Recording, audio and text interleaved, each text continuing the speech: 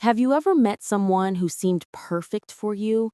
Someone who genuinely cared, who wanted to be there, and yet, for some reason, you started to pull away?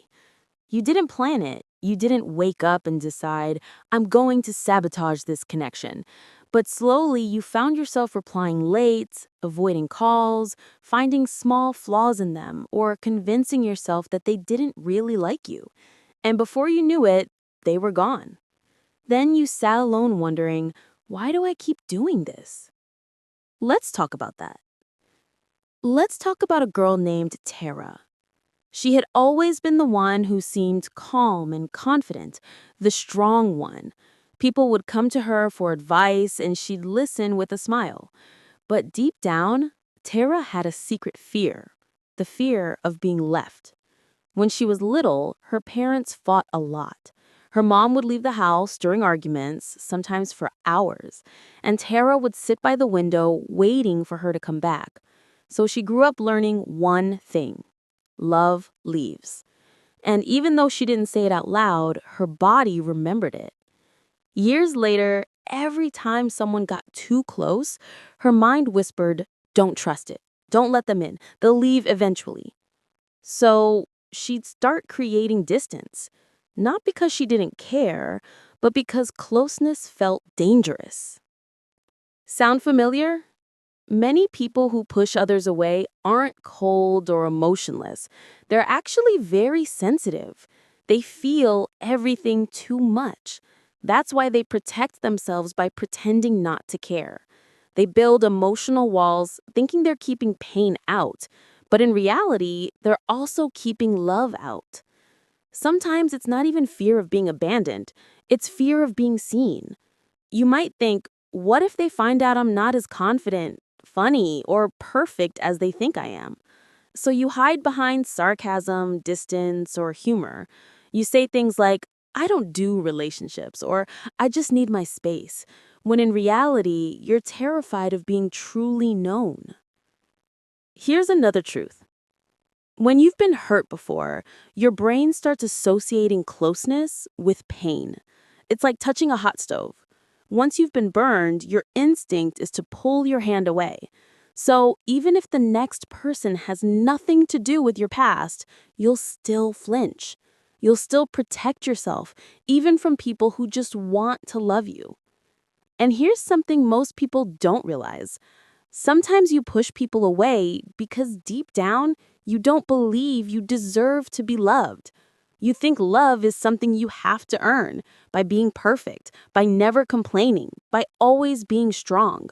So when someone tries to love the real you, the flawed, insecure, tired version, it feels uncomfortable. You start to think, they'll see who I really am and leave anyway. So you beat them to it. Let's pause for a second. Think about your last relationship or friendship that ended suddenly. Was there a moment when you started to distance yourself, not because of what they did, but because of how you felt? Maybe they said something kind, and instead of feeling warm, you felt suspicious. Or maybe they got too close, and your mind found reasons to push them away. That wasn't rejection. That was fear wearing armor. Psychologically, this behavior is called avoidance attachment. People with avoidance attachment usually grew up in environments where showing emotions wasn't safe. Maybe they were told to stop crying or that love has to be earned. So as adults, they learn to rely on themselves and avoid needing others. Independence becomes their shield, but also their prison. They want love, but they don't know how to receive it. There's also the anxious type who craves love deeply but fears losing it. Ironically, these two types, avoidant and anxious, often attract each other. One keeps chasing, the other keeps running. Both are trying to heal something that happened long before they met. So, what's the way out of this cycle? The first step is awareness. You can't change what you don't notice. Start observing your patterns. When do you withdraw? When do you start to feel unsafe? The moment you start noticing, you create a small gap between the fear and your reaction. The next step is healing your inner child, the part of you that learned love was unsafe. That child is still in you, tugging on your sleeve every time someone gets too close. You have to teach them that this time it's different. You're not that helpless kid anymore. You're safe now, and love doesn't have to mean pain. Learn emotional vulnerability. That means allowing people to see your messy parts, not just the version you've polished for the world. You don't need to tell everyone your life story, but you can start by saying, I'm scared of getting close because I've been hurt before. You'll be surprised how healing honesty can be. Because vulnerability attracts authenticity, and authenticity builds real connection. And here's a big one.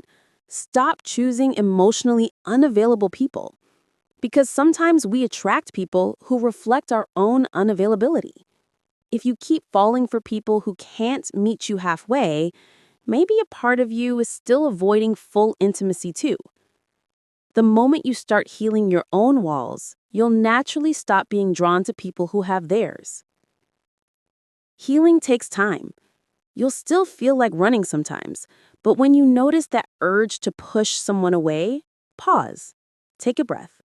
Ask yourself, am I protecting myself from them or from my past? Most times, it's the past. And remember this, people who push others away aren't broken. They're just scared of losing themselves again in love. They're scared of being hurt again. But the beautiful thing is, once they start healing, they love deeply, purely, and with more understanding than most people ever could. If this spoke to you, remember, love isn't something you have to chase or fear. It's something you learn to receive. You are not too much. You are not too distant. You are simply protecting a heart that once got hurt. But now, it's time to let someone in. It's time to love without running.